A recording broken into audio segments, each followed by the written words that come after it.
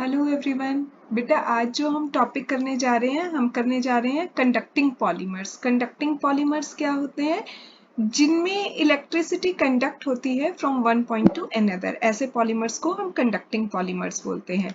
तो हम कह सकते हैं कि polymers which can conduct electricity from one point two another. ऐसे पॉलीमर्स जिनमें इलेक्ट्रिसिटी कंडक्ट की जा सकती है एक पॉइंट से दूसरे पॉइंट तक, उन्हें हम कंडक्टिंग पॉलीमर्स बोलते हैं। यूजुअली हमारे जितने भी पॉलीमर्स होते हैं ना, यूजुअली अगर आपने देखा हो तो हमारे जो पॉलीमर्स होते हैं जैसे प्लास्टिक्स होते हैं बेटा, रबर होते हैं, आपने बेकेलाइट भी पढ़ा है, फिनोल फॉर्मेल्डिहाइड, ये सब क्या होते हैं? ये सब के सब इंसुलेटर होते हैं। ठीक है, इंसुलेटर होते हैं, इसीलिए आपने पढ़ा होगा बेकेलाइट को हम स्विच बोर्ड वगैरह बनाने में भी यूज करते हैं। तो कंडक्टिंग पॉलीमर्स हमारे पास यूजुअली कम ही है। उनके कुछ एग्जांपल्स जो हैं कंडक्टिंग पॉलीमर्स के, पॉलीएसिटाइलिन है, पॉलीएसिटाइलिन, इसकी सिंथेसिस वगैरह हम करेंगे बेटा अभी डिटेल में। पॉलीपाइरोल है, पॉलीएनिलीन है, ये सब क्या है बेटा? ये सब कंडक्टिंग पॉलीमर्स के एग्जाम्पल हैं। तो अभी देखिए हम क्या करते हैं, हम एक कंडक्टिंग पॉलीमर ले लेते हैं, पॉलीएसिटाइलिन ले लेते हैं। जैसे मान लीजिए अभी हम इसकी करते हैं प्रिपरेशन, क्या होगी पॉलीएसिटाइलिन की।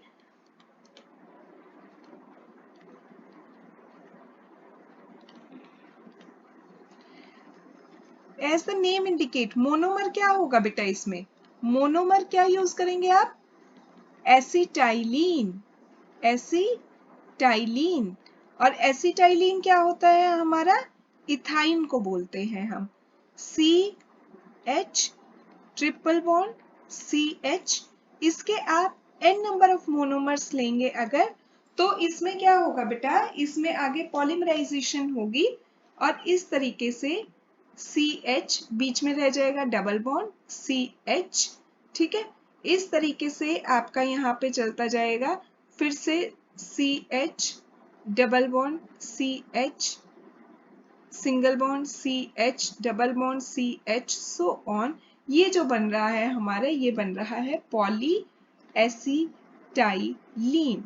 इसमें क्या होता है बेटा? इसमें देखिए जैसे सिंथेसिस करके देखते हैं, ये है आपका CH triple bond CH, CH triple bond CH, CH triple bond CH। वैसे हम n नंबर ऑफ यूनिट्स लिख ही देते हैं, लेकिन मैं आपको जस्ट यहाँ पे बताने के लिए एक्सप्लेन कर रही हूँ। जैसे 4-5 जितनी भी आप शीट पे दिखा पा रहे हैं, इसमें क्या होगा बेटा? जब आप टेम्परेचर जो है अराउंड 100 डिग्री सेल्सियस लेंगे, तो देखिए सिंपल इसमें क्या होता है, एक एक बॉन्ड आगे चलता जाता है इस तरीके से। ये ट्रिपल बॉन्ड में से एक बॉन्ड ना यहाँ पे जाएगा और ये कार्बन एक दूसरे से कनेक्ट हो जाएगी। ऐसे ही यहाँ ट्रिपल बॉन्ड में से एक बॉन्ड आगे जाएगा, यहाँ ऐसे मूव ऑन करेगा, और देखिए ये इस तरीके से single bond CH double bond हो गया CH, फिर single CH double CH, single CH double CH, single CH double CH, इस तरीके से ये पॉलीमरिक चेंज शुरू होगी। जब बेटा आपका टेम्परेचर 100 डिग्री सेल्सियस होता है ना, तो आपका ट्रांस आइसोमर बनता है। ट्रांस आइसोमर को आप कैसे दिखा सकते हैं? ट्रांस आइसोमर को आप दिखाएंगे जैसे ये C डबल बॉन्ड C है ना, ये वाली कार्बन और ये वाली कार्बन, इसमें अगर एक H ऊपर की साइड दिखा रहे हैं, आप एक H नीचे की साइड दिखा रहे हैं, फिर उससे अगली दो कार्बन ले लीजिए, यहाँ पे फिर से एक H ऊपर की साइड, एक H नीचे की साइड, फिर अगली दो कार्बन लेंगे, एक H ऊपर की साइड, एक H नीचे की साइड। तो ये जो है बेटा, ये आपका क्या बन रहा है? यहाँ पे ट्रांस आइसोमर बन रहा है। ये बन रहा है आपका ट्रांस आइसोमर। और अगर टेम्परेचर आप -70 डिग्री टू -80 डिग्री सेल्सियस रखते हैं, माइनस में रखते हैं, तो आपका सिस आइसोमर बनता है। सिस आइसोमर आप किस तरीके से दिखा सकते हैं? देखिए C डबल बॉन्ड C, इसमें दोनों H एक साइड, ठीक है, ये दो हमारी कार्बन आ गई फर्स्ट टू। इसके बाद हम सिंगल बॉन्ड, फिर C डबल बॉन्ड C, इसमें दोनों H नीचे की साइड, फिर सिंगल बॉन्ड, फिर C डबल बॉन्ड C, इसमें दोनों ऊपर की साइड। इस तरीके से अगर आप चेन को चला रहे हैं तो ये जो बन रहा है बेटा आपका, ये आपका बन रहा है सिस आइसोमर। तो दो टाइप के पॉलीएसिटाइलिन बनते हैं आपके, सिस और ट्रांस, डिपेंडिंग कि आपने जब उसकी फॉर्मेशन हो रही थी तो टेम्परेचर क्या प्रोवाइड किया है। ठीक है, इसी में थोड़ा सा हम आगे इसको प्रिंसिपल को भी इन्वॉल्व कर लेते हैं कि प्रिंसिपल क्या रहता है कंडक्टिंग पॉलीमर्स का। प्रिंसिपल क्या रहता है ऑफ कंडक्टिंग पॉलीमर्स। इसमें बेटा आपको ना ये कह रहा है कि जितने भी आपके कंडक्टिंग पॉलीमर हैं, जैसे अभी आपने पॉलीएसिटाइलिन के केस में देखा कि पॉलीमर जो है दैट हैव एक्सटेंसिव कंजुगेशन, इसमें कंजुगेशन होती जाती है। कंजुगेशन समझते हैं आप क्या होता है? कंजुगेशन होता है बेटा इस तरीके से कि आपका एक डबल बॉन्ड चल रहा है, फिर एक सिंगल बॉन्ड, फिर एक डबल बॉन्ड, फिर एक सिंगल बॉन्ड, ऐसे double single double single double single, ये होती है कंजुगेशन। तो जिस भी पॉलीमर के बैकबोन में कंजुगेशन होगी, ठीक है, इन देयर बैकबोन, मैं लिख देती हूँ ये चीज, polymer that have extensive conjugation in their backbone are generally conducting polymers। वो conducting polymer होंगे। क्यों होंगे? are conducting polymers। ऐसा हो क्यों रहा है? देखिए एक ना बैंड स्ट्रक्चर पे लेक्चर है, उसका कहोगे मैं लिंक डाल दूंगी बेटा डिस्क्रिप्शन बॉक्स में, उसमें काफी अच्छे से मैंने बताया है कि जो आपके कंडक्टर्स होते हैं या सेमी कंडक्टर्स होते हैं, उसमें एक होता है आपका वैलेंस बैंड, एक होता है आपका कंडक्टिंग बैंड। वैलेंस बैंड और कंडक्टिंग बैंड के बीच में अगर एनर्जी गैप कम हो जाता है, एनर्जी गैप कम हो जाता है तो इलेक्ट्रॉन्स जो है वो इजीली वैलेंस बैंड से कंडक्शन बैंड में जंप कर जाते हैं, and due to flow of electron current flows, ठीक है, तो वो कंडक्टर की प्रॉपर्टी शो करते हैं। तो इसमें क्या होता है बेटा, कंजुगेशन की वजह से जो गैप है, gap between valence band and conduction band, valence band and conduction band decreases, so electrons jump easily। Electron easily jump करेंगे तो ये क्या करेंगे, they behave as conductor, so polymer behave as conductors. Done. तो पहला principal समझ आया कि कंजुगेशन कैसे कंडक्टर बनाती है, कंजुगेशन से क्या इफेक्ट आता है कंडक्शन पे। सेकेंड पॉइंट है इसी में बेटा प्रिंसिपल वाले में, they can be, conducting polymers जो है they can be easily oxidized and reduced. इनको हम इजीली ऑक्सीडेशन भी कर सकते हैं, रिडक्शन भी कर सकते हैं, जिसकी वजह से विच इंक्रीजेस देयर कंडक्टिविटी, जिसकी वजह से इनकी कंडक्टिविटी जो है बेटा वो इंक्रीज हो जाती है, विच इंक्रीजेस देयर कंडक्टिविटी। ठीक है, अब इसके बाद इसमें हम क्या करेंगे, हम थोड़ी सी प्रॉपर्टी साथ के साथ एसिटाइलिन के पढ़ लें कि क्या क्या है, फिर इसके बाद मैं आपको क्लासिफिकेशन भी बताऊंगी यहाँ पे कि क्लासिफिकेशन क्या होता है कंडक्टिंग पॉलीमर्स का। पहले हम इसकी प्रॉपर्टीज और कर लेते हैं पॉलीएसिटाइलिन, क्योंकि सिलेबस में है अब। तो ये क्या होते हैं बेटा, इसमें जो डोप्ड कंडक्टिंग पॉलीमर होते हैं ना, they are very stable in air. Doped conducting polymers are stable in air, stable होते हैं। दूसरा जो आपने सिस पॉलीमर बनाया है ना, conductivity of cis acetylene polymer, cis acetylene polymer film is 2 to 3 times greater as compared to its trans analog. अगर आप ट्रांस आइसोमर से कंपेयर करेंगे तो सिस की कंडक्टिविटी ज्यादा होगी। ठीक है, अब इसकी यूजेस भी लिखाइएगा, आप 2-3 यूजेस तो बताइए आइएगा। ये जो है यूज इन रिचार्जेबल बैटरीज में हम इन्हें यूज कर सकते हैं, रिचार्जेबल बैटरीज में यूज कर सकते हैं बेटा। हम इन्हें जो आयन एक्सचेंज मेथड में पढ़ा है ना आपने, cation exchange resin, anion exchange resin, ये सब पढ़ा था आपने वाटर एंड ट्रीटमेंट चैप्टर में। तो उसमें जो आयन एक्सचेंजर्स होते हैं, आयन एक्सचेंजर में हम क्या यूज करते हैं, पॉलीमर ही तो यूज करते थे, तो वहां पे हम इनको यूज कर सकते हैं। They are used as ion exchangers, ठीक है। और थर्ड हम कह सकते हैं कि एनालिटिकल सेंसर्स में भी हम इन्हें यूज करते हैं, एनालिटिकल सेंसर्स में भी हम इन्हें यूज करते हैं, ठीक है। यहाँ तक हमारा पॉलीएसिटाइलीन चल रहा था। अब हम कंडक्टिंग पॉलीमर्स पे ही वापस आते हैं और उसकी बेटा हम थोड़ी सी क्लासिफिकेशन करते हैं। Classification of conducting polymers. हमारे जो कंडक्टिंग पॉलीमर्स होते हैं उनकी क्लासिफिकेशन क्या है, जो वो कंडक्टिंग पॉलीमर्स बेटा बेसिकली आपके दो टाइप के होते हैं।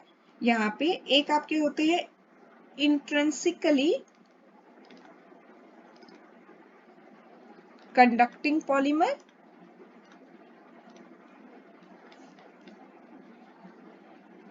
एक होता है आपका एक्सट्रिंसिक कंडक्टिंग पॉलीमर, ठीक है बेटा। इतना इंट्रिंसिक क्या होते हैं, इनकी खुद की ही कंडक्टिविटी होती है, they already have conductivity property, they already have conductivity, ठीक है। एक्सट्रिंसिक में ऑलरेडी नहीं होती, उसमें आपको इंड्यूस करनी होती है, नीड टू बी इंड्यूस्ड, अपने आप से नहीं होती इनके अंदर कंडक्टिंग प्रॉपर्टी, आपको इंड्यूस करनी पड़ेगी कुछ मिक्स करके। अब इंट्रिंसिक जो है बेटा आपके कंडक्टिविटी पॉलीमर, वो आगे आपके फर्दर जो है दो टाइप के हैं, एक है कंडक्टिंग पॉलीमर्स, और वो जो कंडक्टिंग पॉलीमर्स हैं वो कंडक्टिंग क्यों है, due to conjugation in their backbone, उनकी बैकबोन में कंजुगेशन है, जैसे अभी हमने पॉलीएसिटाइलीन पढ़ा। दूसरे जो है बेटा उनमें कंजुगेशन नहीं है, लेकिन आपने डोपिंग की उनके अंदर और उनको कंडक्टिंग बना दिया, तो ये बने डोप्ड कंडक्टिंग पॉलीमर्स, ठीक है। आगे जो अब आपके ये डोप्ड कंडक्टिंग पॉलीमर्स जो है ना बेटा, ये फिर आगे फर्दर दो टाइप के हो गए डोपिंग की वजह से, कि कौन सी वाली डोपिंग की आपने, पी टाइप की या एन टाइप की। P type N type semiconductor पढ़ा है ना, और ऐसे ही उसमें आपने इंट्रिंसिक सेमीकंडक्टर एक्सट्रिंसिक सेमीकंडक्टर भी पढ़ा होगा, वहीं से रिलेट कर सकते हैं आप इसको। तो ये एक बनेगा आपका पी डोप्ड कंडक्टिंग पॉलीमर, और एक आपका बनेगा बेटा N doped conducting polymer, P doped conducting polymer और एन डोप्ड कंडक्टिंग पॉलीमर। अभी हम इसको भी करते हैं, पी डोप्ड क्या होता है और एन डोप्ड क्या होता है हमारा, देखिए। डोप्ड कंडक्टिंग पॉलीमर ही बता रही हूं पहले, डोप्ड कंडक्टिंग पॉलीमर जो अभी किया ना, पी टाइप और एन टाइप,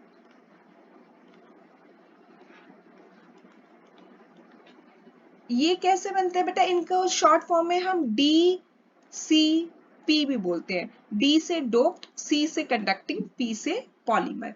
ये बनते हैं by addition of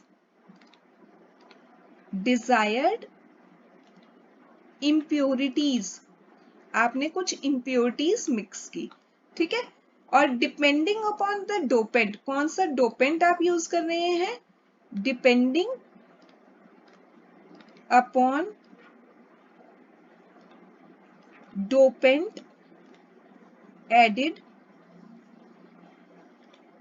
DCP is of 2 types। अभी हमने किया था ना, डोपिंग 2 टाइप की होती है।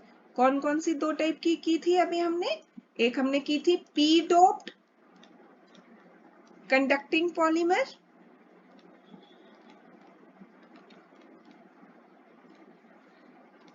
एक हमने किया n डोप्ड कंडक्टिंग पॉलीमर। अब बेटा p डोप्ड में क्या होता है? देखिए p डोप्ड में आपको बताती हूँ। p डोप्ड में ना आपका कोई भी मान लीजिए पॉलीमर है, उस पॉलीमर में आपने उसको रिएक्ट कराया लुईस एसिड के साथ। लुईस एसिड क्या होता है? Electron acceptor. इलेक्ट्रॉन एक्सेप्टर होता है ना। तो बेटा जब ये इसके साथ लुईस एसिड के साथ रिएक्ट करेगा, तो क्योंकि लुईस एसिड की टेंडेंसी है इलेक्ट्रॉन एक्सेप्ट करने की, छोड़ेगा कौन? साथ में कौन है? पॉलीमर। ठीक है, तो पॉलीमर ने एक इलेक्ट्रॉन लूज किया, उसके ऊपर प्लस चार्ज आ गया। जो इलेक्ट्रॉन इसने लूज किया वो इलेक्ट्रॉन बेटा यहाँ पे जो है, जो लुईस एसिड था उसने गेन किया। तो ये आपका जो है ये बना प्रोडक्ट। अब इसमें आप देखोगे तो पॉलीमर के ऊपर क्या आ रहा है? Positive charge. पॉजिटिव चार्ज क्यों आ रहा है? क्योंकि इसने इलेक्ट्रॉन लूज किया। जहां से इसने इलेक्ट्रॉन लूज किया वहां पे क्या क्रिएट हो गया होगा? होल क्रिएट हो गया होगा। तो ये होल डोमिनेटिंग पॉलीमर्स बनते हैं। इन पे आपके पॉलीमर पे पॉजिटिव चार्ज आता है, इसलिए इसको p डोप्ड कंडक्टिंग पॉलीमर बोलते हैं। आया ना समझ? ठीक है, पॉजिटिव चार्ज आ रहा है पॉलीमर के ऊपर, इसलिए इसको p डोप्ड कह रहे हैं। Hole dominating, positive charge dominating polymers हैं। अब इसके कंपैरिजन में अगर ये दूसरे वाला बेटा जो n डोप्ड है, ये वाला करेंगे आप, n डोप्ड कंडक्टिंग पॉलीमर। इसमें आप क्या करो, पॉलीमर को उसमें लुईस एसिड के साथ कराया था ना, इसमें आप पॉलीमर को लुईस बेस के साथ रिएक्ट करा दो बेटा। लुईस बेस क्या होता है? Electron donor. वो देगा इलेक्ट्रॉन, लेगा कौन? अब पॉलीमर को ही लेना पड़ेगा बेचारे को। पॉलीमर ने लिया, पॉलीमर ने एक इलेक्ट्रॉन गेन कर लिया, तो पॉलीमर के ऊपर क्या आया? n इलेक्ट्रॉन गेन करेगा तो n नेगेटिव चार्ज। और किसने छोड़े हैं? बेस ने। बेस के ऊपर कितना आएगा? n positive charge.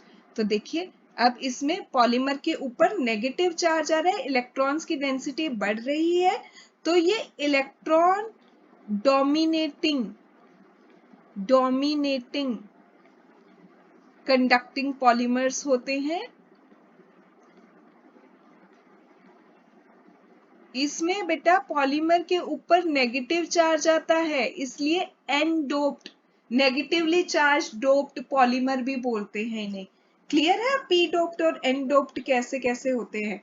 तो देखिए यहाँ तक अब आपका पूरा हो गया है। ये हम क्लासिफिकेशन कर रहे थे इंट्रिंसिकली जो होते हैं, जिनमें अपने आप कंडक्टिविटी होती है, एक में होती है कंजुगेशन की वजह से। अगर कंजुगेशन की वजह से नहीं हो पा रही तो हम डोपिंग कर देते हैं। डोपिंग 2 टाइप की है, p doped, n doped. p dope में जो पॉलीमर है उसके ऊपर पॉजिटिव चार्ज आएगा, n डोप में पॉलीमर के ऊपर नेगेटिव चार्ज आएगा। p डोप में आपने पॉलीमर को लुईस एसिड से रिएक्ट कराया है, n में आपने इसको लुईस बेस से कराया है। लुईस एसिड क्या है? इलेक्ट्रॉन एक्सेप्टर है। इलेक्ट्रॉन एक्सेप्टर है, ये पॉलीमर से इलेक्ट्रॉन खींच लेगा, इसलिए पॉलीमर पे पॉजिटिव चार्ज आएगा। लुईस बेस क्या है? इलेक्ट्रॉन डोनर है, ये इलेक्ट्रॉन डोनेट करेगा, पॉलीमर के पास एक्स्ट्रा इलेक्ट्रॉन आ जाएगा, इसलिए पॉलीमर पे नेगेटिव चार्ज आ जाएगा। तो यहाँ तक क्लियर है? अब हम थोड़ा सा ये और देख लेते हैं, एक्सट्रिंसिक कंडक्टिंग पॉलीमर्स क्या होते हैं बेटा हमारे। थोड़ा सा तो इसके बारे में भी आप बता के ही आएंगे ना। एक्सट्रिंसिक कंडक्टिंग पॉलीमर्स जो होते हैं are not conducting in nature are not conductive in nature earlier, but conductance is induced in them. हम फोर्स कर देते हैं उनको कंडक्टर बनने पे, but conductance is induced in them either, कैसे कर सकते हैं, by conducting or adding element, conducting or adding element, conducting element add कर दो पॉलीमर बनाते टाइम उसके अंदर, by adding conducting element in the polymer, या फिर और we can make polymeric blend, polymeric blend बना सकते हैं। 2-3 पॉलीमर्स को मिक्स करिए ताकि उसकी प्रॉपर्टी कंडक्टिव हो जाए और आपकी जो पॉलीमर बन रहा है एक्सटेंसिव वाला, उसकी प्रॉपर्टीज एनहेंस हो जाए, वो कंडक्टिव पॉलीमर बन जाए। तो इस तरीके से हम एक्सट्रिंसिकली कंडक्टिंग पॉलीमर्स भी बना सकते हैं। This is all about conducting polymers. बाकी की पॉलीमर वीडियोस के लिए आप कनेक्टेड रहिएगा और आप डिस्क्रिप्शन बॉक्स में लिंक्स भी देख सकते हैं। Have a very good day ahead.